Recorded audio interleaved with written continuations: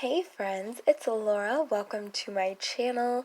Today I am sharing the process video for the introduction title page to my 2021 Project Life album. If you want to hear all about my memory keeping plan for this year, how I made choices in the size of album I'm doing, and all of that good stuff, I recently posted a video about it, and you can check that out on my channel. And today we're actually going to get crafty and get started on the introduction to this album. I do have a bit of a cold right now, so I am sorry if my voice is a little bit scratchy and not quite loud or clear. Trying my best though. I printed off a few different versions of the photographs because I wasn't quite sure the color tones I was going for. I really like warm color tones usually.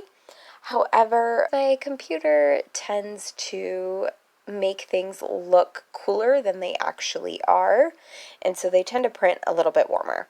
So I went ahead and printed off a few different versions of each of the photographs to see which I would like best, and now I'm just trying them out in this grid here to see which photos I want where and which edited version of the photographs and printed version I like better, whether it's a warmer tone, a cooler tone, all of those details. And I am doing one photograph for each member of our family. I love this idea. I've seen it on Pinterest in several people's albums where it's like an introduction to their album and they have one photograph per family member and they kind of introduce that family member. And I loved that idea because it feels like our family is quite big this year. It's the biggest our family has ever been, really, because we got our cat when we got engaged last summer. And so starting this year, we actually have 4 pets instead of 2 or 3, which is how it's been historically. So yeah, I loved the idea of kind of giving everybody their moment to shine here. And I am going to do an initial on each of the photographs of the letter of the person's name. And I didn't really want any repeating letters. And my fiance's name is Steven, and my dog's name is Scratchy. However, Scratchy has a lot of nicknames. He is also called Fat Boy and Pudge and Moose.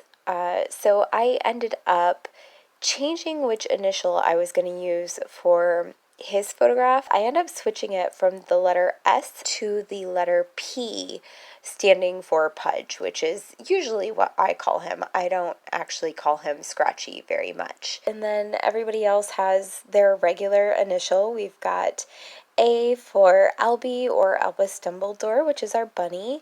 We've got B for Bender, which is our kitty cat, and I like to call him Mr. Benjamin Gates. Obviously, L for Laura, P for Pudge, C for Claire, and then S for Stephen. And then in the middle of all this, I wanted to put the year. So I put 2021, and I started off with a black and white Felicity Jane alphabet. And after I put our initials down on this page, I end up changing that and switching it to a different alphabet and using the same alphabet that I used for the initials of our names on the page as well, just to kind of give it a little bit more cohesion and make it very simple and kind of minimal, which I really enjoyed. And I have 2 spots for decorative cards or title cards to put on this page after I have my sequin shaker page with the year in it, which is the plan for that one, and then all of the photographs.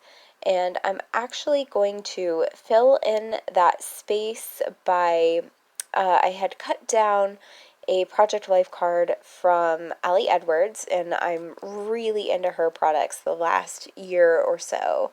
I finally dove into my first ever paid subscription, and it is hers. And so I've really been enjoying working with her past and current story kits, and I'm finding them to be a lot of fun. So I have this beautiful tan beige card that I cut down from one of her 4x6 cards, and I'm going to use that as a background for some stamping for a title card, and I'm using one of her stamp sets as well to stamp a firework pattern in this beautiful dusty pink color. And then I'm also going to stamp a New Year's phrase on it in black. And I love the Tim Holtz Distress inks. I think they're so wonderful. They're like very chalky and full coverage, which is better than pretty much any other brand of stamp I've tried in my years of memory keeping. Now, to be fair, I've only tried like 6 or 7 brands, and I know there's, probably hundreds of them out there, but I really do favor these a lot. And I love how full coverage they are. You don't get a lot of missing spots or gaps in the printed impressions. However, the black really is like kind of a charcoal gray color. It's not super bold, and so I do end up going over that stamp with a black marker just to make it a little bit bolder and to stand out from the pink firework stamp that's underneath of that card. I'm also adding hearts all over this title page.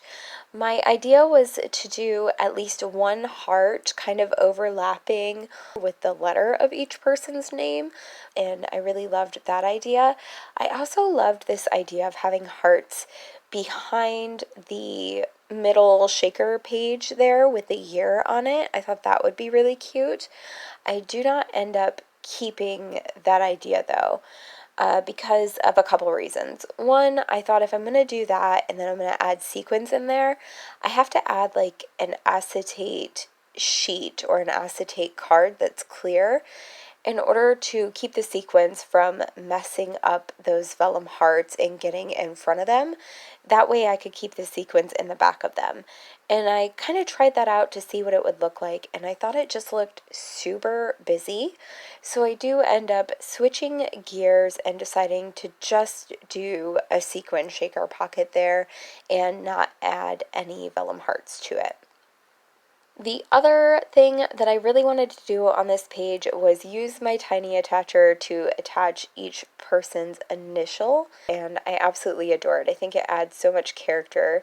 If you watched my video where I go over my memory keeping plan for this year and what my goals are, you will know that I am trying to keep my pages flat because I'm really trying to get out of this year only using 2 albums that are size 8.5 by 11, which is really going to be a challenge for me. And in the past, when I've done Project Life, I tend to have really bulky pages with really bulky embellishments. One of the ways that I am keeping this title page a little bit flatter is that I'm taking these chipboard alphabets that I'm using for our initials, and I'm peeling off some of the chipboard on the back of them. That way it ends up being kind of like a thinner cardboard letter instead of a thick chipboard letter. I hope you guys have enjoyed seeing this title page come together. I hope you're feeling inspired by this creativity. I was so inspired by many different past title pages I've seen on Pinterest that I have had pinned for years, and I took ideas from different ones that I saw there and then different things I've tried in the past, like always having a shaker sequin title page with the year on it. And I just really downsized that in this album and made it one of the center pocket on the title page instead of making it an entire extra page in the album. So yeah, taking ideas and inspiration from others as well as some of my past creative projects, and I hope you enjoy hearing about the process and watching it. Thank you guys so much for watching. Make sure you subscribe to my channel and like this video. Leave me a comment down below. Let me know what kind of projects you're looking forward to seeing me do in this album, I'm really excited to get back to Project Life. It's been a few years and it just feels like the time is right to revisit it and jump back in. Thank you guys so much for joining me today. Goodbye.